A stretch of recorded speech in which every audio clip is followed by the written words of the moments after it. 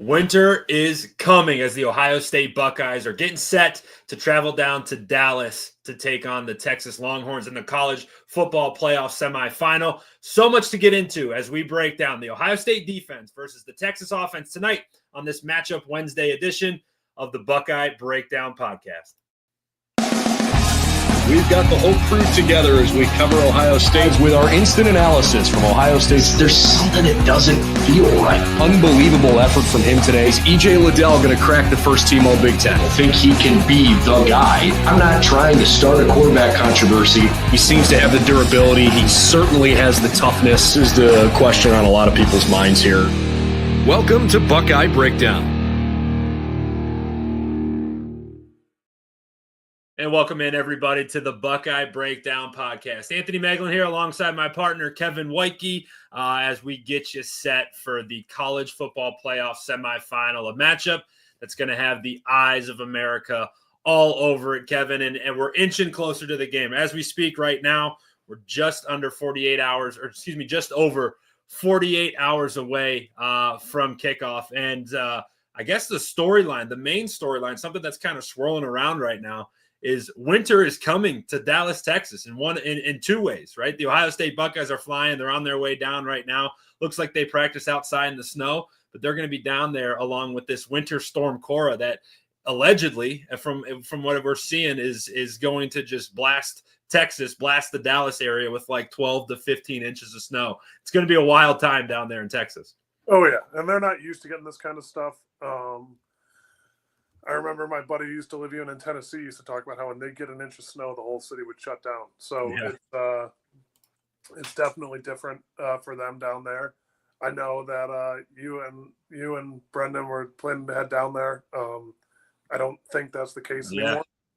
It's unfortunate. Canceled the trip down there, so a little scheduling change typically, or we were going to be planning on traveling down tomorrow night, but that's not going to be the case anymore. Not heading down south just because didn't want to get stuck in Dallas, and really logistically speaking, it's potential to be a nightmare. I know Dallas is coming out with a bunch of different stuff. They're trying to make sure that the city itself is ready for this. But if you are traveling down there, please be safe and make sure you're able to get to and from the game, to and from the airport, to and from Ohio to Dallas, Texas safely. But that is obviously the big story surrounding the game. But as we kind of dive in on this Matchup Wednesday edition of our show here tonight, Kev, this Ohio State Buckeye defense has been absolutely rolling, right? The last two games, they've been incredible. Actually, the entire season, right up from that first Oregon matchup, they've been special. It's been a special group. They've really carried this team throughout the majority of the regular season and into the playoffs. And we get an opportunity as a fan base, as a Buckeye community, as this Buckeye defense to take on a former Buckeye, Quinn Ewers. And I was meaning to ask you this before we started, but did you play with Quinn? He feels like he's been in school for forever. He wasn't on any of your teams? No. He, I want to say, started in the fall of either 20 or 21. Okay. Yeah. And I was done in the fall of 19. And if you remember correctly, he was like the first one, the first guy in the NIL era to like totally capitalize. Feels like he came from he's a Texas kid, came to Ohio State. From all the stories you hear, kind of cashed out, got his bag from the Buckeyes, and then dipped back down to Columbus, because the joke going around, I'm sure you've seen it on social media, is his tape at Ohio State, I think, is two handoffs, right? I think it was a handoff against Michigan State and a handoff somewhere else. But regardless of that, Kev, what is that like? You know, I don't know if you ever played against a former teammate, a former Buckeye, especially in a transfer scenario. Obviously, I don't think there's bad blood between Ohio State and Quinn Ewers, but it's always good. It's a fun little – I don't know if it's more of just a storyline for us to talk about, or if it actually gets into the locker room at all and provides a little bit of fuel to the guys' fire. Absolutely. It's a little bit of both. I remember my senior year, Keandre Jones transferred to Maryland, and there were a bunch of transfers. This is just one that I remember. And then after the game, I think there were 80 guys that went up and congratulated him and talked to him, all that good stuff. So it's a little bit of both. Like, you're obviously opponents during the game, but after the game, even if you go through one season with him, me and Keandre went through, I think, 3 seasons together. So it's a little different, but I mean, you still have that bond. You go through winter workouts. I think he reclassified for a kombucha NIL deal. I might be wrong in misremembering that, but I think that was the storyline. But that's what Quinn did, and I think that if NIL isn't a thing, maybe he never puts on the scarlet and gray. But that's just what he chose to do because the laws in Texas versus laws in Ohio for NIL stuff was different, and that's how he chose to do it. And get a year learning from Ryan Day, as good of a quarterback coach as he is, it made sense. Yeah, and he certainly took advantage of his opportunity. And we'll get into what he is as a player because I think he's got a little feast or famine to him.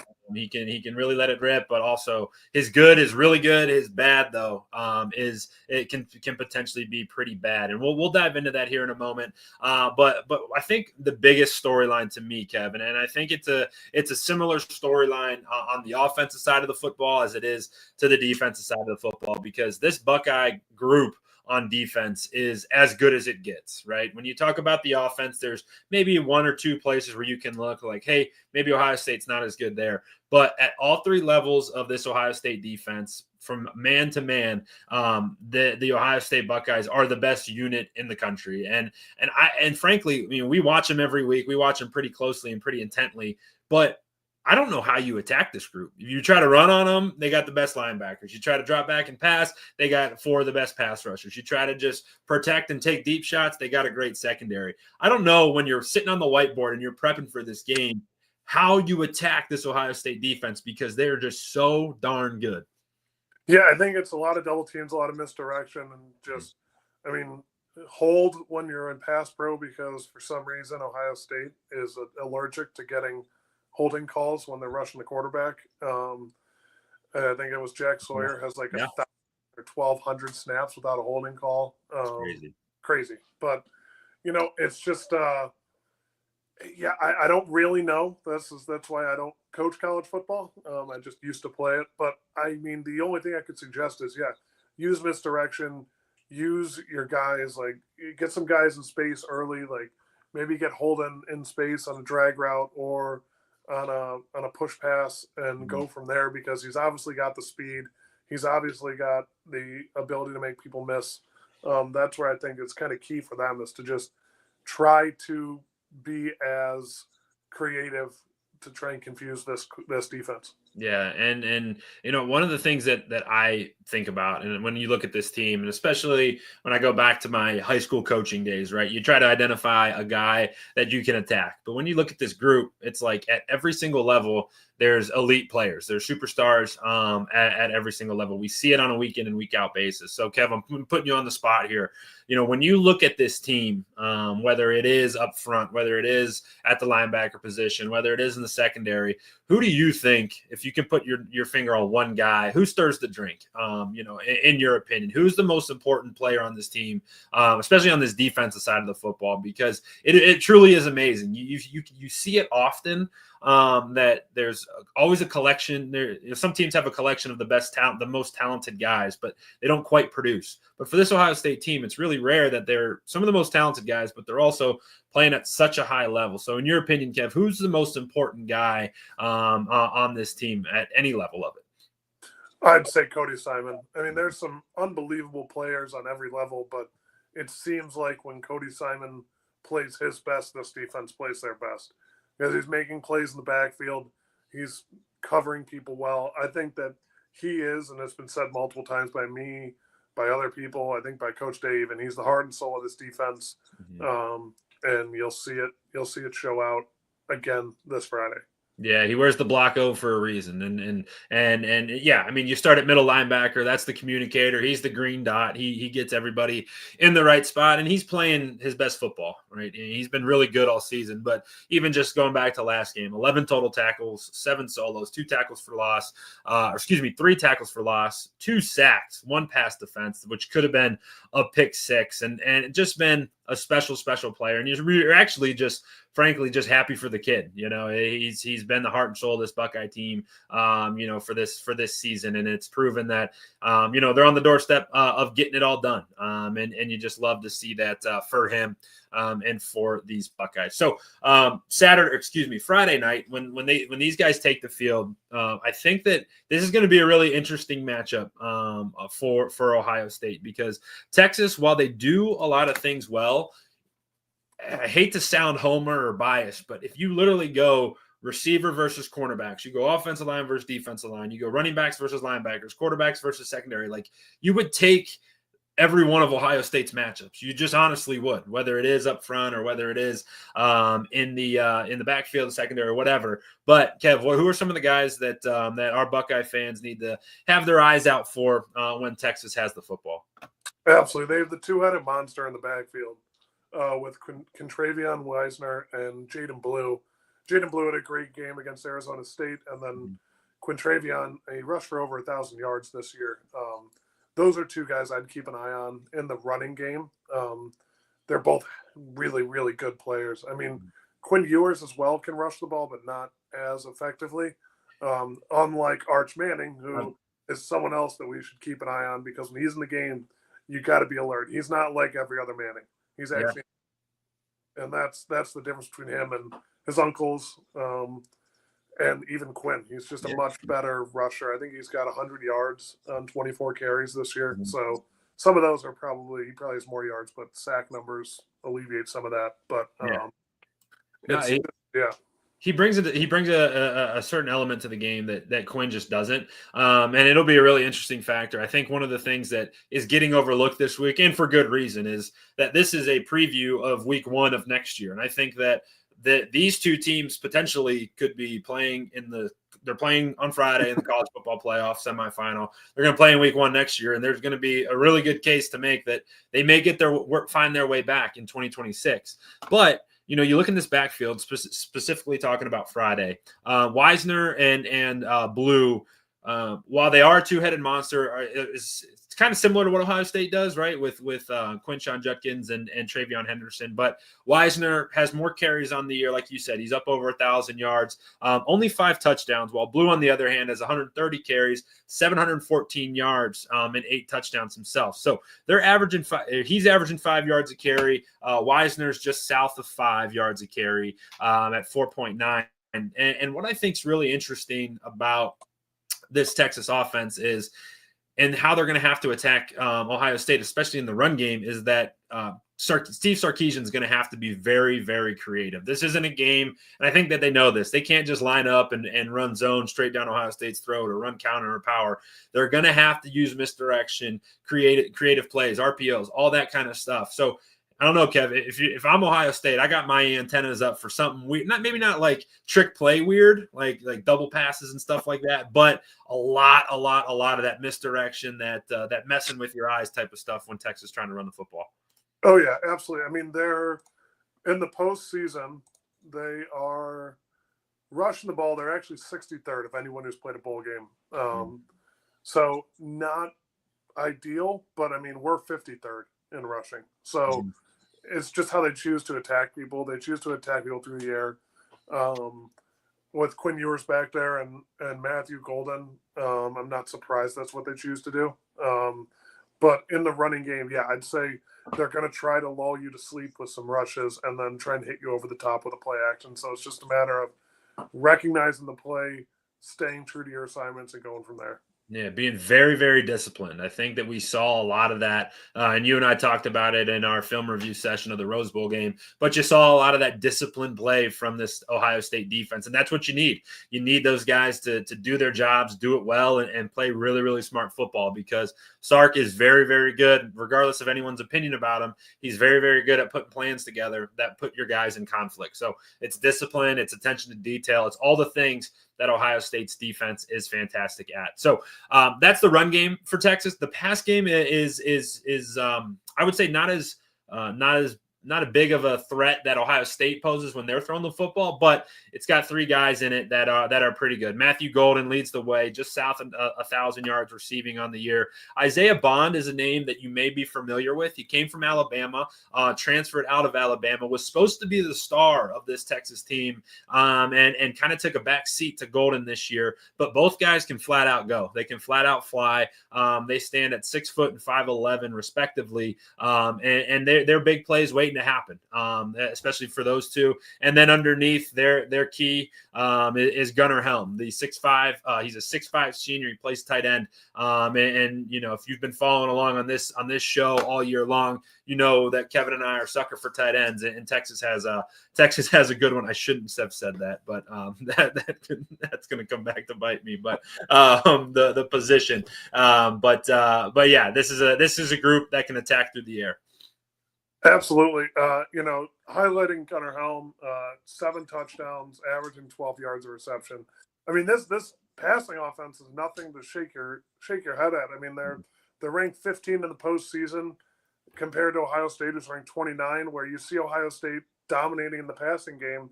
This is just how Texas chooses to get their yards. They're averaging about 280 yards a game in passing, just under it. And there's a reason why. Their athletes are stretched out wide. Their athletes are Matthew Golden. Their athletes are Gunnar Helm. Their athletes are, what's the last one? Isaiah Bond, the Alabama transfer. That's just who it is. And their running backs also get involved in the passing game. More Jaden Blue than Quintravion Wisner, but they're both playing very well this season. What's wild is this is a pass-first offense, it seems like. And they don't have a single guy over 1,000 receiving yards this year. Amazing. Which, yeah, it's wild. It really is amazing, and that leads you to kind of see, they don't have a single guy over 1,000 yards, but they have 1, 2, 3, 4, 5, 6, 7, 8, 9 guys who have gotten into at least over 100 yards, and they have 8 guys who have over 20 catches. So that tells me that, hey, they're deep in that receiver room, and they're not afraid to go to their second, third, fourth, fifth options, and you got to be ready for when those guys are attacking you down the field. Obviously, led by Matthew Golden on the outside. Kev, one of the spots that is going to be kind of music to your ears. We rarely talk about the matchup up front, especially get into the granular details of tackles versus defensive ends. But I think a key matchup for this on Friday night is going to be Ohio State's ability to generate pressure with just 4 guys. They've been able to do that the past 2 games against Tennessee and Oregon, but having the ability to do that on Friday is going to be big, but the challenge is certainly going to be there. They have their work cut out for them because you're going to have 2 first-round talents on either side, the bookends, the left and right tackle. Kelvin Banks Jr. On one side, Cameron Williams on the other. Williams is a behemoth of a human, 6'5", 330, and Banks isn't a small drink of water himself, 6'4", 320. These guys are everything you want in the tackle position, and Jack and JT are going to have their hands full for sure. Yeah, only upside is that 6'4" probably means he doesn't have the longest arms in the world, but who knows? Everyone's different. So they'll be able to get their hands on him too.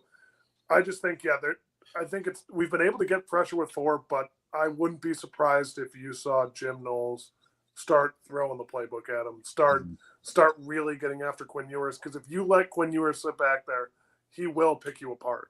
Yeah, that's what he will do. So it's going to be a matter of balancing the right amount of pressure versus contain versus not selling out and going full Greg Williams cover 0 and just to try to get to the quarterback, because they can beat you over the top with these speedy receivers. Yeah, and I would even add another element to that too, is if and when Arch Manning gets in the game, absolutely turn up the heat, and make the young kid on his biggest stage, really make big plays mentally as well. So the matchup when Ohio State's defense is on the field is certainly interesting. I'm really curious to see how Steve Sarkisian really attacks or plans to attack the Ohio State defense, because no coach has found the perfect formula, but you don't know what Sark's going to dial up here. So Kev, as we wrap this show up, and certainly appreciate everybody jumping in here tonight. We got a great live audience. Thanks if you're jumping in the comment section, having some good conversation over there. I know Buckeye Nation is getting really, really fired up for this one. But Kev, as we get out of here, as we wrap this up, give me a couple keys to victory for the Ohio State defense to continue this hot streak of football and continue pushing or pulling this Buckeye team throughout the playoffs here. Yeah, I mean, it's just a matter of keep flying around. These guys are making people pay when they're holding on to the football. They're having good contain. They're having good rushes. I think you'll see that again. I think you'll see similar to what we saw against Oregon, where it'll be a contained rush where they'll have three guys with their hair on fire trying to get to the quarterback, and then one guy kind of playing it safe over the middle, trying to figure out, okay, well, what do we do here? Let's make sure that Quinn Ewers doesn't beat us. And the minute he makes a decision, they're going to trigger and go and get after this guy. Yeah, and for me, it is withstand. That's the word that keeps coming to mind for me, because when I keep looking at this game, it is the only way I see Texas trying to attack this is to just slow everything down, right? First round of the playoffs and second round of the playoffs, Ohio State's come out of the gates like bats out of hell, man. They've been up, with a combined score of like 42-0 at the end of the first quarter, 38-0 at the end of the first quarter, something crazy. They've gotten out to these crazy fast starts. So if I'm Texas, I'm potentially taking the ball out off the kick, and just trying to slow that down and win the first quarter, and just stay in the game, because Ohio State hasn't had to play a full 4 quarters a month and a half now. So in my opinion, that's how Texas is going to try to attack it. And if that's the case, good. If you're Ohio State's defense, just play your game plan, withstand if they're trying to elongate this game, stay in it, and when the big play presents itself, you got to make it. Also on that note, stay disciplined, right? Like I said, Sark's going to try to muddy it up, try to mess with your eyes, mess with your rules, and if the Ohio State Buckeyes stay really disciplined, it's going to be really, really hard for this Texas offense to get off and get a bunch of points, at least enough points to compete with what Ohio State's going to do on the offensive side of the football. So awesome night tonight. I really appreciate, like I said, everybody jumping in here on this Matchup Wednesday edition of the Buckeye Breakdown Podcast. We got a bunch of content like this over on our site. We actually just got a video freed up, I should say. Kevin and I did a film review episode that I'm sure some of you saw. Some of you may have not seen. We ran into a little bit of trouble, but we were able to solve the problem. It is up from the Rose Bowl game. We'll get it back out circulating, but go check that out. We did a great job, it was a really good look at what Ohio State did to attack Oregon. If you want to go back and get those good vibes rolling again before Friday night. But we'll be back with you with content going tomorrow and before the game. What that content will be, not sure, but game day for sure. We'll have a pregame show. We'll have postgame. We'll be live right after the final buzzer. So if Ohio State wins by 100, wins by 1, or loses by 50, once that clock goes zeros, we will be live with you with our postgame thoughts and reaction there. So dial that up. Make sure you subscribe to the channel. If you're watching on YouTube, hit that follow button. If you're reading about us over on si.com/college/Ohio State, we appreciate it. Our guys are working hard. Our team works really hard to keep the content fresh and to keep it available for you. So tonight we take a look at Ohio State's defense versus the Texas offense, a matchup that I think Ohio State has a chance to dominate. Really appreciate everybody jumping in. Until next time, we'll see you later on the Buckeye Breakdown Podcast.